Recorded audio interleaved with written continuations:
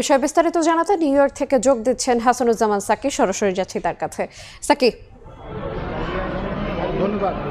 জাতিসংঘের সাধারণ পরিষদের অধিবেশনের দ্বিতীয়বারের মতো অংশ নিতে অন্তর্বর্তী সরকারের প্রধান উপদেষ্টা ডক্টর মোহাম্মদ ইউনূস নিউ ইয়র্কে এসে পৌঁছেছেন। তিনি বিকেল 3:05 তিনি এমিরেটস এয়ারলাইন্সের একটি বাণিজ্যিক ফ্লাইটে, সেই ফ্লাইট নাম্বারটি হচ্ছে EK201, এই ফ্লাইটে করে তিনি জন এফ কেনেডি আন্তর্জাতিক বিমানবন্দরে এসে পৌঁছান।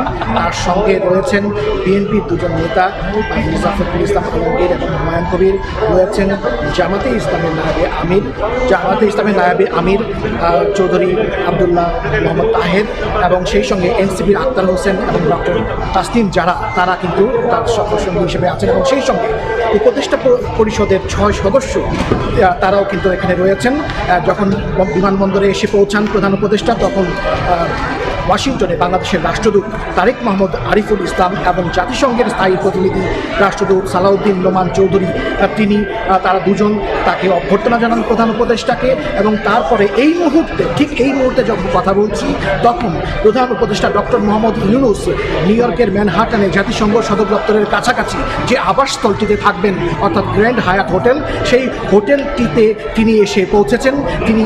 আমি আমার সামনেই দেখতে পাচ্ছি যে প্রধান উপদেষ্টার বহর তার যে কক্ষ, সেই কক্ষের উদ্দেশ্যে যাচ্ছেন এবং পেছনে রয়েছেন তার বহরের উপদেষ্টা পরিষদ এবং বিএনপি, জামাত এবং এনসিপি নেতারা।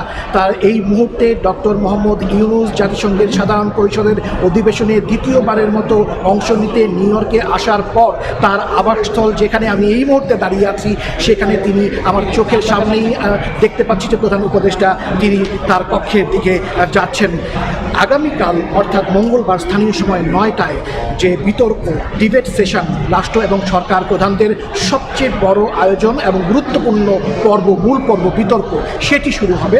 এবং আগামী সেই সকালটিতে জাতিসংঘ অধিবেশনে যোগদানের মধ্য দিয়ে প্রধান উপদেষ্টা ডক্টর মোহাম্মদ ইউনূস তার আনুষ্ঠানিকভাবে জাতিসংঘের কর্মসূচি শুরু করবেন।